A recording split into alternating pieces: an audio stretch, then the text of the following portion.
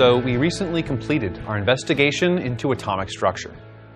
We've seen how the existence of atoms and their properties were first hypothesized, then proven, and ultimately cataloged in the very familiar periodic table of the elements. But we have yet to answer another fundamental question about matter.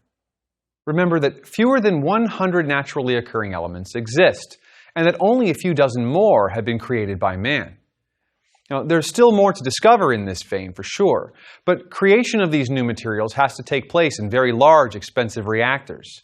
And the new atoms that they form only last for fractions of a second before decaying back into simpler elements, rendering them of little practical use to us as materials. So, if there are only about 100 fundamental substances in our universe, how is it that we live in a world with countless millions upon millions of different materials? We've actually already touched on the answer to this question. Remember our friend John Dalton? In the first decade of the 1800s, he proposed the law of multiple proportions, based upon his observation that elements only combine in simple whole number ratios to create new materials. Of course, the logical interpretation of this is that groups of atoms combine to form discrete entities in which those atoms are somehow attached to one another. Now imagine the possibilities when atoms of all the elements begin to combine with one another in this way. They're practically infinite. We call these conjoined groups of atoms molecules. Understanding molecules and their structure is crucial to building an understanding of how materials behave. Molecules span a stunning range of sizes and complexities. Some contain just 2 atoms, like the oxygen and nitrogen that you and I are breathing right now. Others are gargantuan, built from billions upon billions of atoms, all linked together, like the DNA carrying your genetic code, or the many varieties of polymers used to make clothing, rope, and building materials. But let's not get ahead of ourselves. Before we can dive into more diverse, complex molecules, let's take a look at some of the very simplest molecules, those consisting of just one type of element. So let's think about some of the ways that elements may actually appear in nature. Now, elements can exist as isolated atoms in certain cases. For example, the elements helium and neon tend to exist only as isolated atoms. So if I were to draw them, I might draw them like this, just simple spheres just hanging out all by themselves. But not all elements do this. Some elements exist in discrete, small, bonded clusters of atoms. So instead of helium and neon, let's take a look at oxygen and nitrogen, which are typically shown in red and blue. But we don't find oxygen and nitrogen in these kinds of states in nature. Instead, we tend to find them chemically linked to other atoms of the same kind. Now, specifically, nitrogen and oxygen tend to appear as diatomic molecules, meaning that 2 atoms are linked together through a chemical bond. And when this happens, we write their structures a little bit differently. We put a subscript next to the elemental symbol, in this case a subscripted 2, indicating to the viewer that we're talking about a molecule consisting of 2 atoms of the same kind linked together. But there are other elements that exist as even larger molecules. Take the examples of phosphorus and sulfur. Now, these elements tend to make fairly large molecules. For example, phosphorus can be found often, when it is found, as a molecule with 4 atoms linked together in this sort of interesting tetrahedral arrangement. Sulfur can be found in a number of types of molecules, but one of the more commonly discussed versions has 8 atoms of sulfur linked together in a sort of a circle. So to indicate these particular types of sulfur and phosphorus, we give them subscripts, again, indicating how many atoms are contained in the molecule. A 4 in the case of phosphorus, and an 8 in the case of sulfur. These molecular elements owe many of their properties to the effects of being bonded together, so we have to be sure to acknowledge this when studying their properties. Now, dividing a sample of molecular oxygen into successively smaller parts will give you smaller and smaller samples of that molecular oxygen. But once you reach a single O2 molecule, dividing it again would have to break that chemical bond, yielding oxygen atoms, which have very different properties. This is just one reason why understanding the concept of molecules is so crucial to the study of chemistry. We just saw that atoms of the same element can be attached to one another to form molecules of that element that have properties different from isolated atoms. But the existence of those few molecules still fails to explain the tremendous diversity that we observe in matter around us. In order to explain that, we have to consider the following. All atoms within a molecule need not be of the same element. When we account for this, suddenly a massive collection of potential combinations springs to life, each with its own unique set of properties and reactivity. Consider oxygen, hydrogen, and carbon, two gases and a dark solid. Using just these three elements, scientists and Mother Nature can create compounds as diverse as vinegar, also known as acetic acid, the sugars that we use to sweeten foods, poisonous substances like the carcinogen formaldehyde, and very healthy compounds too, like resveratrol, one of the now famous polyphenols responsible for the health benefits of red wine. As you can see, combining the same elements in different ways can mean the difference between a carcinogen and a medicine. So clearly, it isn't just enough to say that a compound is made of carbon, oxygen, and hydrogen. We need to communicate the atomic composition of the molecules in a concise and simple way if we're going to have a meaningful discussion on chemistry. Chemists accomplish this using the same system for compounds that they do for molecules of pure elements. Notice that each of our examples has a different number of carbon, hydrogen, and oxygen atoms within it. But this discussion raises a question. How do we determine the formula of a compound? Or even better, how did the founding fathers of chemistry do it? With chemistry in its infancy, somehow determined minds like Dalton and Lavoisier managed to divine the atomic recipe for many simple compounds. Let's take a look at how they did it. Early attempts to determine the composition of a compound could only divulge the ratio of its constituent elements. We call this type of formula an empirical formula. In the days of pioneers like Lavoisier and Faraday, the composition of materials could only be determined by simple techniques like a combustion analysis, in which a compound is burned in excess oxygen and the mass of the products determined. From these masses, the simplest whole number ratio of elements could be determined using a quick calculation. Let's see how that's done now. So we know that different elements can come together and their atoms can bond to form compounds. But exactly how is it that we know what these compounds are and what the ratios of atoms are that comprise them? Well, one simple way to do this is through combustion analysis. And in a combustion analysis, we take a compound that we'd like to study. Let's take the example of benzene. Benzene is what we call a hydrocarbon. It is a compound consisting only of carbon and hydrogen atoms bonded together. But how much carbon? How much hydrogen? Well, we'd like to know that, right? That would be useful information. So one way of determining this is to use oxygen gas to combust that benzene and then measure the amount of carbon dioxide and water that's formed in the process. In this case, if you look carefully, you'll notice in this chemical equation that all the carbon from the CO2 must have come from the benzene, and all of the hydrogen in the water must have also come from the benzene. So we're going to back calculate exactly how much of each element were there. Now let's say that we run this experiment, and we determine that after combustion, we have 5.72 grams of CO2 and 1.17 grams of water. What does that tell us? Well, the 1.17 grams of water tells us, if I set up my equation correctly, that at 18 grams per mole, and 2 moles of hydrogen atoms for every 1 mole of water molecules, I have a grand total of 0.13 moles of hydrogen in my system.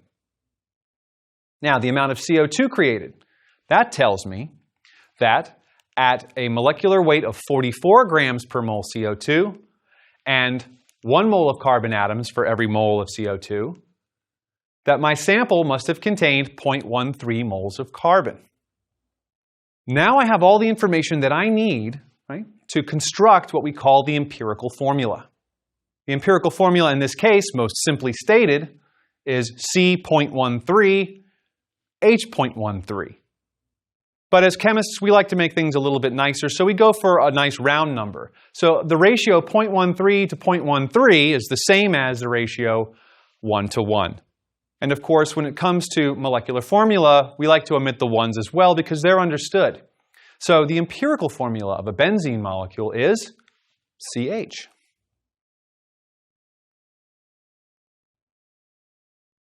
Okay, so let's try one that's a little bit more complicated than that, where the ratio is not 1 to 1. Here we have octane. Octane is also a hydrocarbon. And let's assume that, again, I conduct my combustion analysis on octane to get carbon dioxide and water.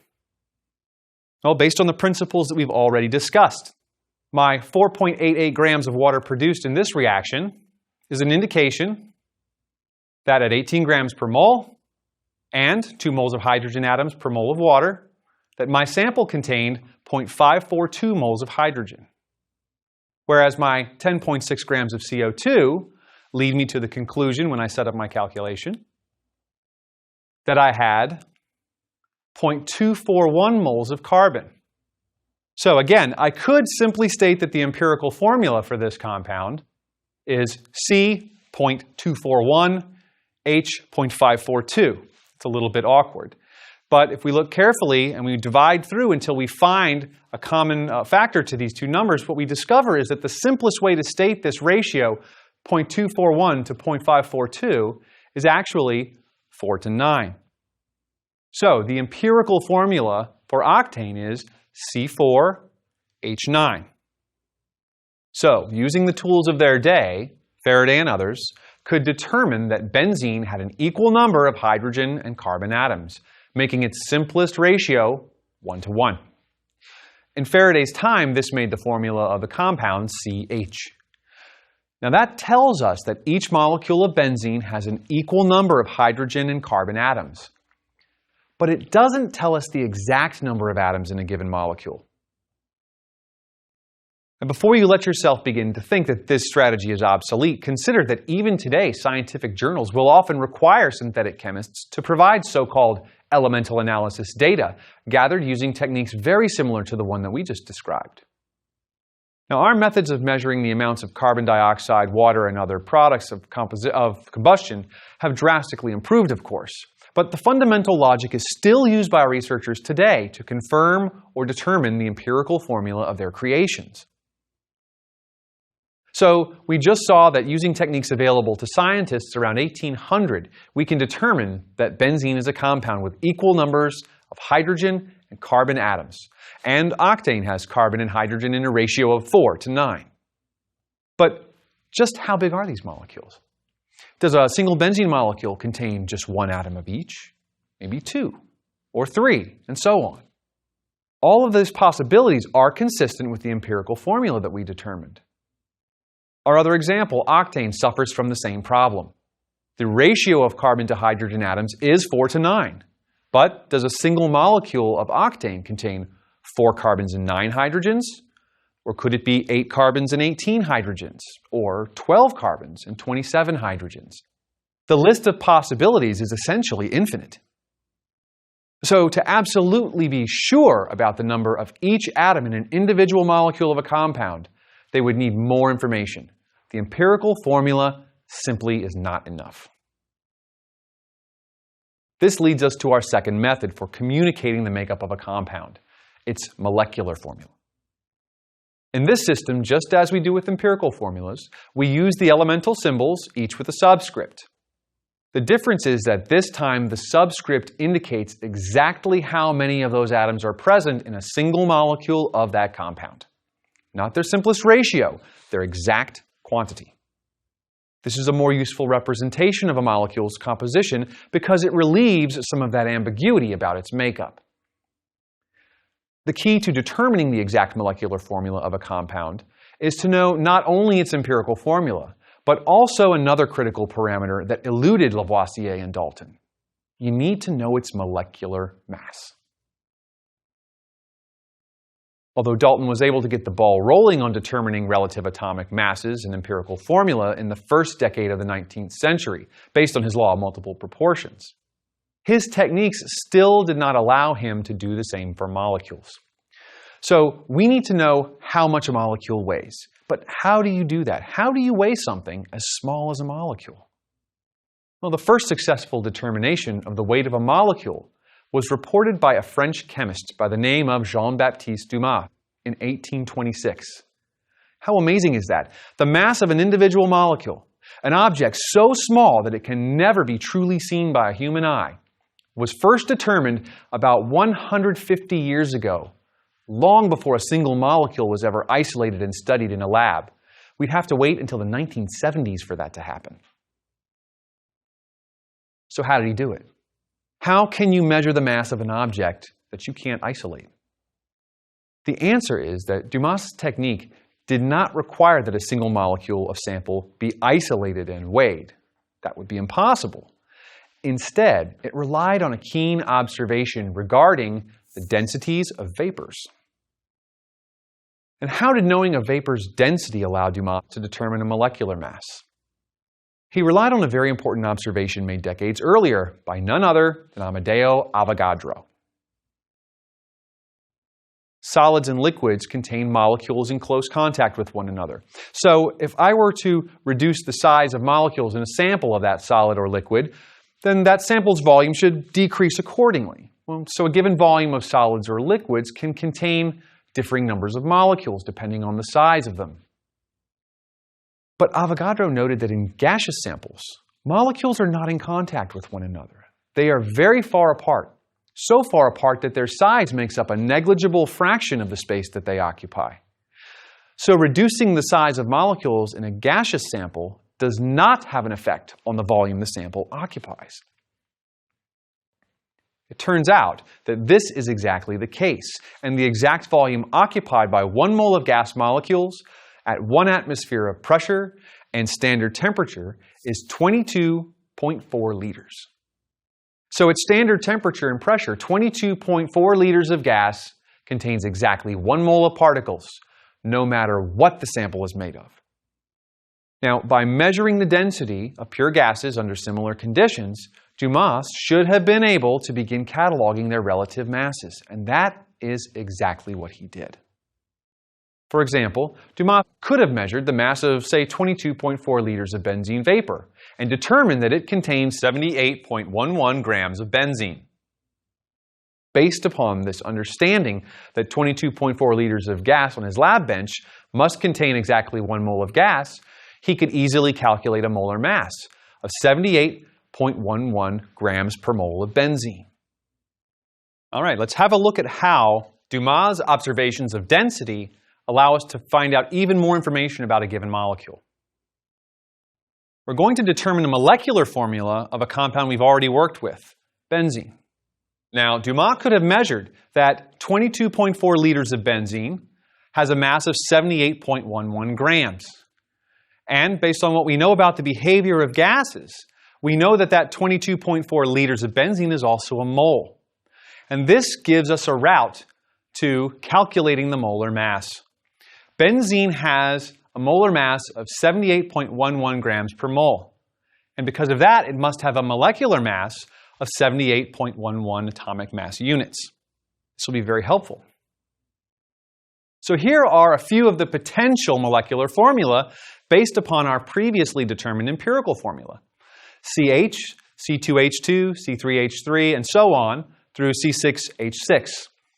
All of them have the same simplest whole number ratio, 1 carbon to 1 hydrogen. But which is actually the molecular formula for benzene?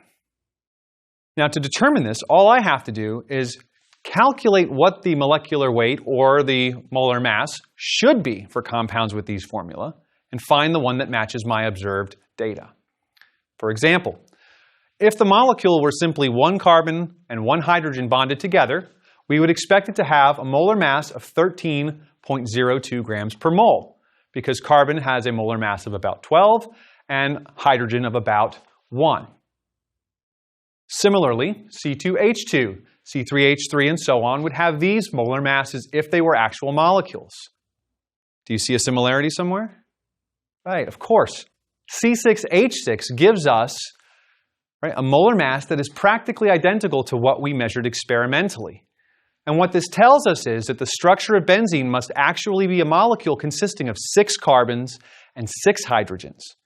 So we've graduated from knowing just the ratio of atoms in a molecule of benzene to knowing exactly how many of each type of atom are in a molecule of benzene. And sure enough, when the structure of benzene was finally solved, it was confirmed. Benzene is C6H6. So we now understand how the molecular formula of a compound can be determined. And we can clearly see the benefit, as it tells us not just the ratio of each element present in a molecule of a given compound, but the exact number. Knowing the exact number of each type of atom in a compound may seem like a small step, but in fact, it was a huge leap forward toward understanding the molecular structures of materials.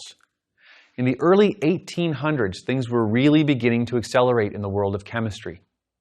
Great thinkers like Dalton, Faraday, and Dumas had started us on a path to uncovering the structure of matter at its most fundamental level, that of atoms and molecules. So let's summarize today's discussion. We talked about the concept of molecules and how we define them as any discrete group of atoms linked by chemical bonds. We saw how some elements don't tend to exist as isolated atoms, but rather in groups of atoms bonded together to form those molecules. Molecular oxygen has 2 atoms, and molecular sulfur has 8 atoms, all interconnected. And we saw how we use a subscripted number next to the elemental symbol for these types of elements to show just how many atoms are connected in any given molecule. Then we talked about compounds, which include a different kind of molecule in which at least 2 different elements are present. Then we discussed 2 common methods chemists use to convey the composition of molecules in compounds. The first is the empirical formula, which can often be defined by a simple combustion analysis, which tells us the relative number of each atom present. The second is the molecular formula, which gives us the exact number of each type of atom in a single molecule of compound. But this requires that we know the molecular mass of the compound in question, something that Dumas helped us with. But we stop short of answering another critical question. If atoms must be bonded together to create compounds making up the litany of materials that we see around us in the world, then what exactly is it that holds them together? What is the nature of this connection that certain atoms make with others that allows that small library of just about 100 elements to combine to form every material known to man? Next time, we're going to dive into that question as we investigate the phenomenon of chemical bonding.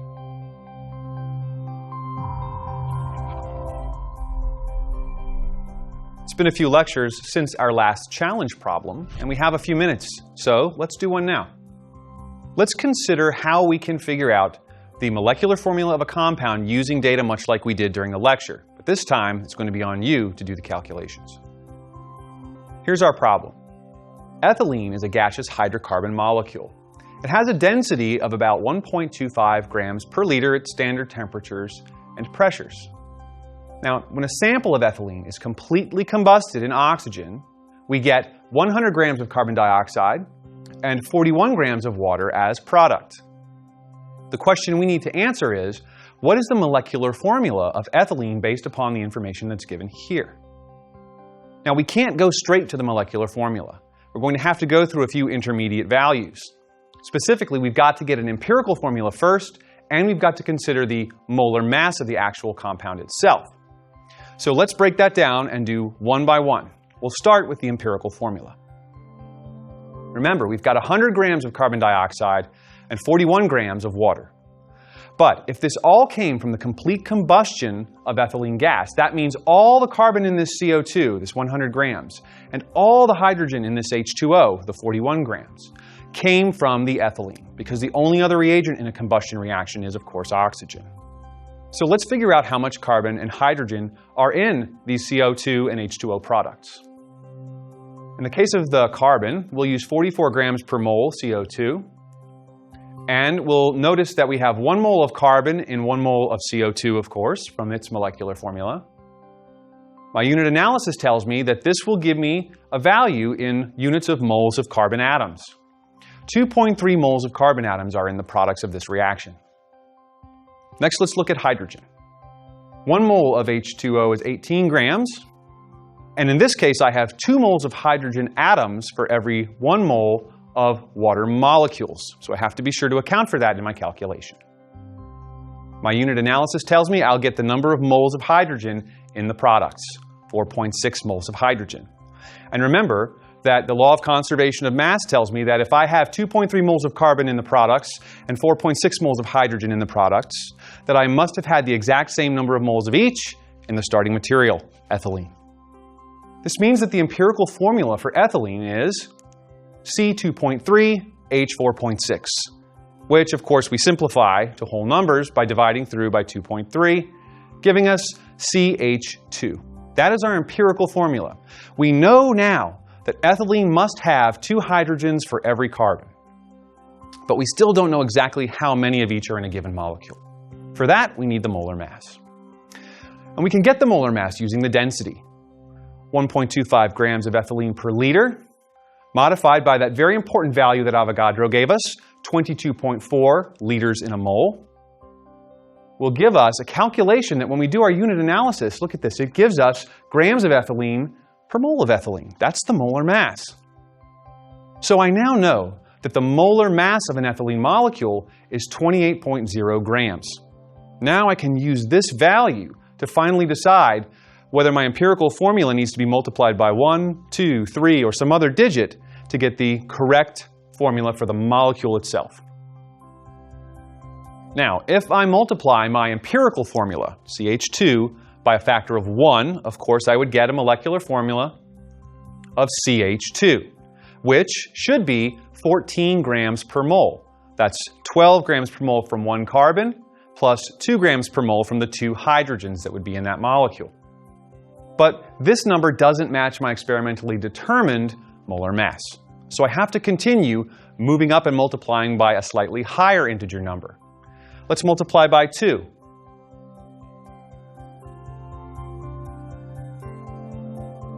If I multiply the empirical formula by 2, I get C2H4. That's 24 mass units from 2 carbons, 2 times 12, and 4 mass units from hydrogen, giving me a grand total of 28. So a molecule with the formula C2H4 is expected to have a molar mass of 28 grams per mole. So I've reached a point now where I can stop, because I know for sure that the molecular formula must be C2H4 because its molar mass matches my experimental value. This is the molecular formula for ethylene gas.